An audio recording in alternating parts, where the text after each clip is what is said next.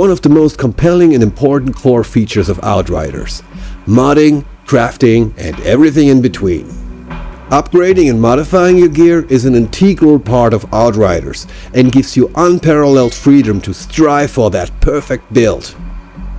Dedicated players can experiment with a myriad of combinations to maximize and adapt their effectiveness for any given challenge.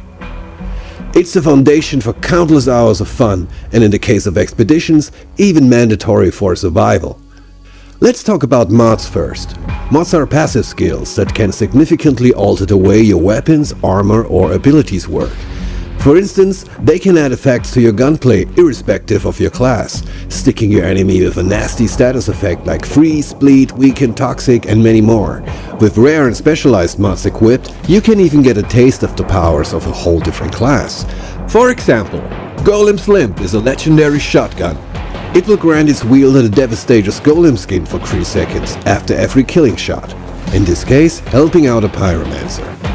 Or maybe you get lucky and find this little gem, which takes a page from the Trickster's book about bending time and space. This mod will hit your opponent with a slow effect like the Trickster's melee attack, but here we see a Technomancer making use of it. So broadly speaking, we're looking at 2 types of mods. General mods, as just described, can be applied to boost or alter how your weapons and armor work. But we also have skill mods, which are class specific. Those bad boys can amplify and change any of your 8 anomaly infused powers per class and can only be applied to armor. Like giving a Trickster a second temporal slice. Or how about increasing the damage, radius and ammo of your Technomancer's rocket launcher? By equipping the Spike Forest mod, a Devastator is able to stick his worries on much more than just one skewer. All our mods are segmented into 3 tiers, and you're able to collect them by dismantling the found gear that holds them. The rarity of a piece will determine what mod tier and amount of mods it might spawn with, except for our legendary gear, which has dedicated mods that can only be found on these specific items. These would be the mods in the tier 3 category, for instance. So far so good. Now here's a really cool thing. Once collected, you can apply and mix match your mods however you want. Let's say you went through hell and back on a challenge, got lucky and walked away with the legendary assault rifle Absolute Zero. Yes, it absolutely wreaks havoc, and freezing bullets are awesome. But you know what's even more awesome?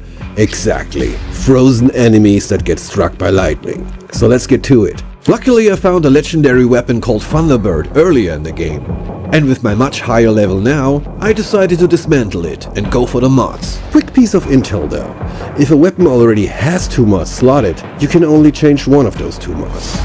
Now let's select the Ultimate Stormwhip mod, the one we scored earlier from the Thunderbird, and a slot on the weapon with the mod we want to replace. Now all we have to do in order to get this new dream weapon build is to spend a little of our resources.